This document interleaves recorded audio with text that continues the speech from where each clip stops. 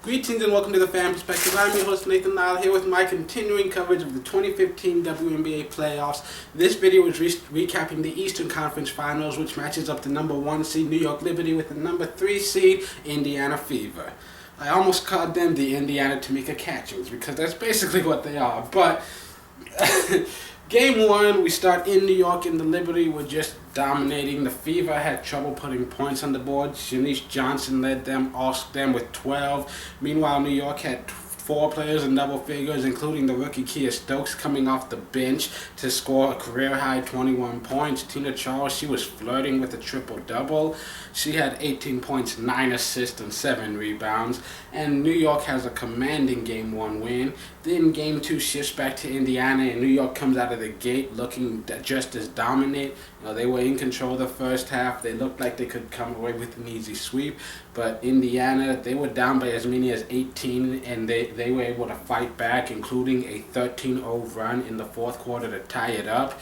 They had 4 players in double figures, led by 25 from Hall of Fame veteran Tamika Catchings. When the team is losing, she put them on her back, and they were able to come back and take the lead with a few minutes left to go, and they were able to hang on for a victory, forcing Game 3 back in New York, where the Liberty was struggling to make shots. Tina Charles had a double-double. Sugar Rogers came off the bench to lead the team with 15 points, but the Liberty, they were struggling. They were not making a lot of shots. They were not scoring a lot of points. And the Fever, they were in front of them the entire game. And they led by as many as 15 points, which does not seem like that big a deficit. 15 is not a huge number, but when you're shooting as poorly as they were, when you're not scoring as well as they were, then that's a big hole to try and dig yourself out of.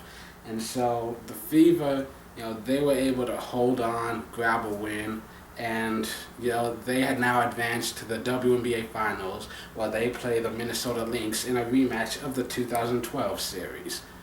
And I just want to say, I can see the future. I called it.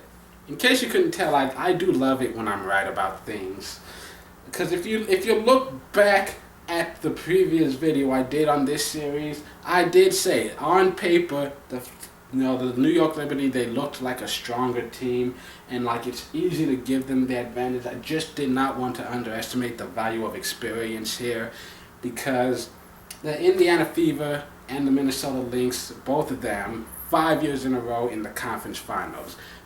Been there, done that, bought the t-shirt, and came back 4 more times. You can't underestimate just how much that means to people, especially when you've got a Riley veteran like Tamika Catchings, who at times looks like she's still 26, So, congratulations to the Fever, and for the Liberty, they have a lot to build on. They've got a great, had a great infusion of young players who made an immediate impact, and they've got a good, solid core to build around. This is a team that's going to be dangerous for years to come if they can keep all the parts together.